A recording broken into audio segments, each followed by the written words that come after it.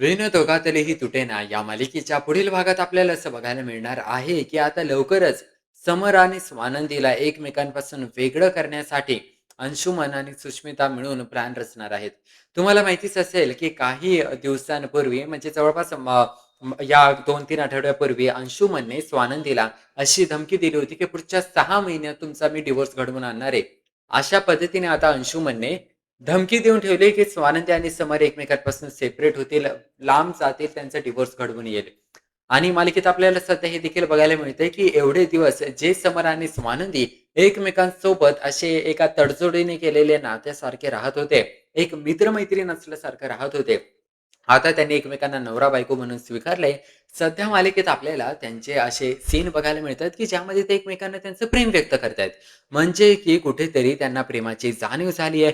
हळू-हळू ते प्रेम व्यक्त करतायत आणि वेगवेगळ्या पद्धतीने ते प्रेम फुलायला लागलंय.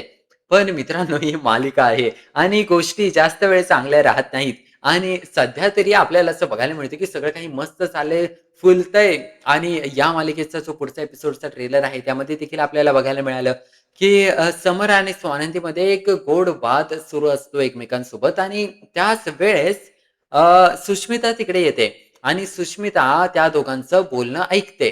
आणि अशा पद्धतीने आपल्याला कुठेतरी बघायला मिळते, की लवकरच सुष्मिताची एंट्री होणार आहे. या दोघांच्या नात्यामध्ये कुठेतरी ती मध्येच घुसणार आहे, या दोघांच्या नात्यामध्ये ह्यांचं नातं खराब करण्यासाठी. सध्या मालिकेत जो प्लॉट चाललाय त्याबद्दल आपण चर्चा करूया आणि त्यानंतर आपण चर्चा करूया कशा पद्धतीने समर आणि स्वानंदी एकमेकांपासून लांब जाऊ शकतात काही क्षणासाठी. कायमचं तर ते एकमेकांपासून लांब नाही जाणार, पण काही क्षणासाठी त्यांच्यामध्ये दुरावा येऊ शकतो.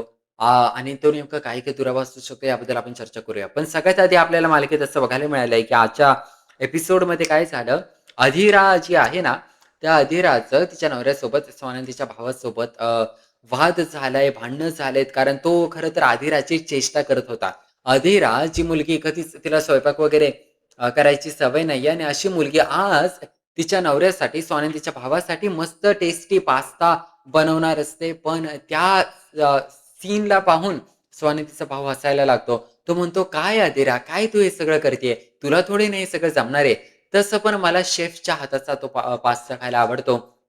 तुला ते जमणार नाहीये. तू नको प्रयत्न करू. तुला तर किचनमधलं काहीच जमत नाही." आता तो तर फक्त मस्करी करत असतो. तिला एक चॅलेंज देत असतो.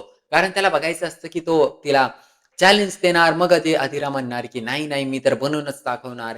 अशा पद्धतीची त्याला मस्करी करायची असते. पण अधीराला ॲक्चुअली ते मनाला लागतं. कारण तुम्हाला माहितीच असेल, की जर आपण एका लुकड्या माणसाला जोक मारला आणि त्याची मस्करी उडवली. त्याला म्हणलं, की "तू किती जाडा आहे." असं एका लुकड्या माणसाला म्हणलं, तर मग त्याला वाईट नाही वाटणार त्या गोष्टीचं. त्याला हसायला येणार. तुम्ही एका हुशार माणसाला "ढ आहेस तू, तू मंद आहेस" अशी मस्करी केली, तर मग त्याला हसायला येणार. त्याला माहिती आहे तो हुशार आहे. तो तो अ, वर्गात त्याचा पहिला नंबर येतो. मग अशा पद्धतीने ती जोक मस्करी होऊ शकते. पण ज्या व्यक्तीला खरोखर किचनमध्ये जेवण बनवायला जमत नाही, ज्या अधीराला जेवण बनवायला जमत नाही, त्याच अधीराला जर कोणी असा जोक मारला, की "तुला थोडी ना काही जमणार आहे." तर मग ते ती मनाला लावून घेणार आहे.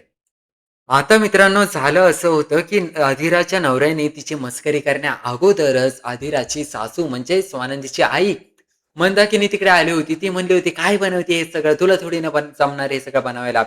आणि त्याच नंतर तिचा नवरा आला. त्यामुळे आता अधीराला खूप वाईट वाटलं. ती गोष्ट एवढी मनाला लागली, की तिला आता थांबायचंच नसतं या घरात.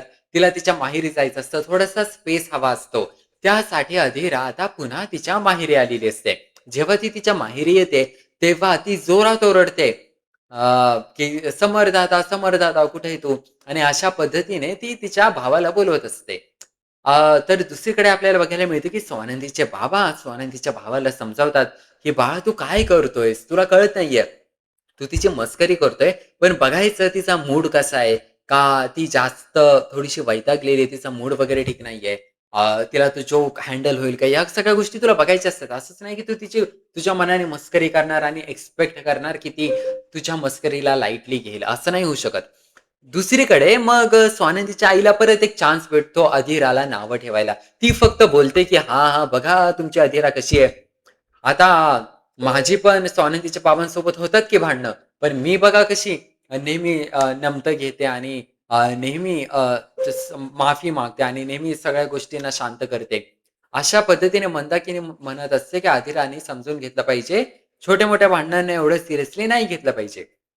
पण अधिराचं असतं की नाही, नाही माझी या घरात रिस्पेक्ट होत नाहीये, तर मी इकडे राहणार नाहीये. अशा पद्धतीने आपल्याला बघायला मिळतं की फायनली कुठेतरी अधिराने स्वतःसाठी स्टँड घेतलेला असतो आणि दुसरीकडे खरं तर समर आणि स्वानंदी ना, या मालिकेमध्ये याचबद्दल चर्चा करत असतात. आजच्या एपिसोडमध्ये त्यांची हीच चर्चा होत असते की 2 नवरा-बायको कधी-कधी एकमेकांपासून स्पेस हवा असतो. आणि थोडासा स्पेस देण्याने त्यांच्यातलं जे नातं आहे ते अजून छान होतं. सारखं एकमेकांना चिकटून राहून नातं छान नाही राहत. इरिटेट व्हायला लागतं थोडं मनाला. मग थोडंसं एकमेकांना स्पेस द्यायचा असतो, परत जवळ यायचं असतं, परत स्पेस द्यायचा असतो, असं करायचं असतं. आणि कुठेतरी अथिरा आणि तिच्या नवऱ्यामध्ये असंच चालू आहे. त्यांच्या दोघांमध्ये एक स्पेस तिला हवा आहे, असं आपल्याला बघायला मिळतंय. तर अशा पद्धतीच्या काही गोष्टी या मालिकेत सध्या सुरू आहेत. पण मित्रांनो, दुसरीकडे काकूने ठरवलंय की काही करून आता त्या स्वानंदी आणि समरला एकमेकांपासून लांब करायचे कारण त्यांच्यातली जवळीक अजून वाढत चालली आहे. ते दोघे एकमेकांच्या जवळ येत चाललेत आणि हे सगळं तिला बघवत नाहीये. कारण सुखी संसार त्या काकूला, मल्लिकाला कसा बघवणार? दुसरीकडे त्या अंशुमनला देखील या गोष्टी बघवत नाहीयेत. मालिकेच्या आजच्या भागात आपल्याला काय बघायला मिळालं, की वारकरी सगळे लोकं आले होते.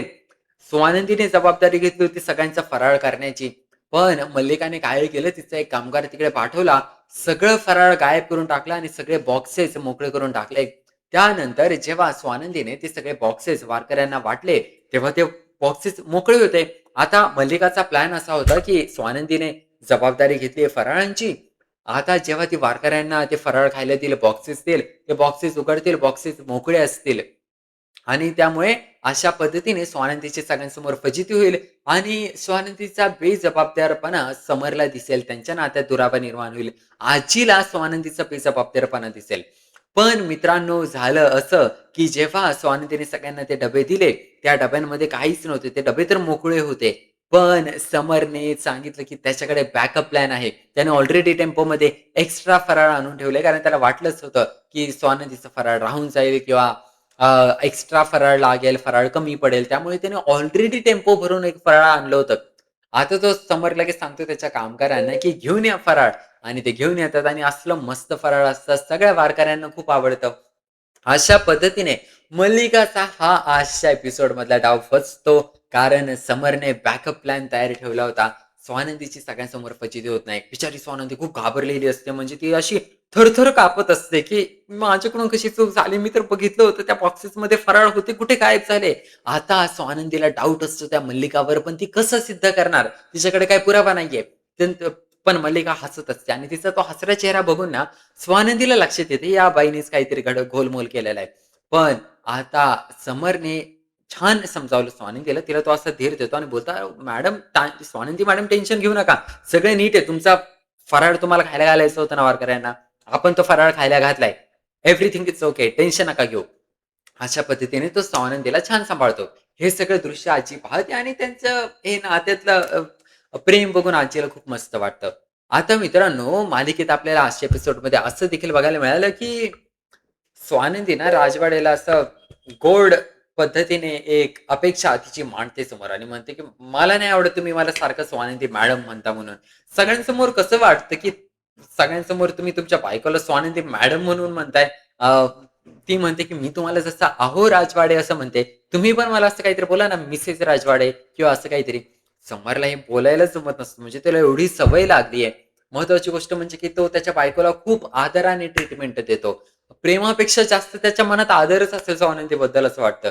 पण स्वानंदी म्हणते, "अहो तुम्हाला मला आदर आहे हे दाखवण्यासाठी तुम्ही मला असं मॅडम-बिडम कशाला बोलताय? मला माहिती आहे तुम्ही माझा खूप आदर करता. तुम्हाला हे सारखं बोलून दाखवण्याची गरज नाहीये." असं स्वानंदी समरला समजावते. समरला देखील हे कुठेतरी समजतं. मग स्वानंदी बोलते, "आता तुम्ही प्रॅक्टिस करायची. आता तुम्ही मला 15 वेळा स्वानंदी, स्वानंदी म्हणून हाक मारायची. मॅडम नाही बोलायचं." आता समर प्रयत्न करतो. तो म्हणतो, "स्वानंदी मॅड" आणि तो लगेच थांबतो. स्वानंदी म्हणते, "तुम्ही मला मॅड बोलला? मी मॅड आहे?" पण समोर म्हणतो, "नाही हो, मी मॅडम बोलणार होतो, पण थांबवलं स्वतःला आणि मॅड निघून गेलं." तर अशा पद्धतीचं त्यांच्यातलं गोड भांडण आपल्याला बघायला मिळालं. समर आणि स्वानंदीमध्ये.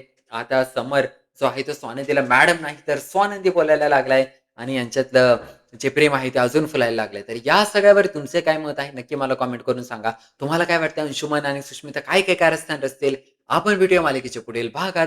पाहूया मालिकेत नवनवीन अजून काय घडतंय ते.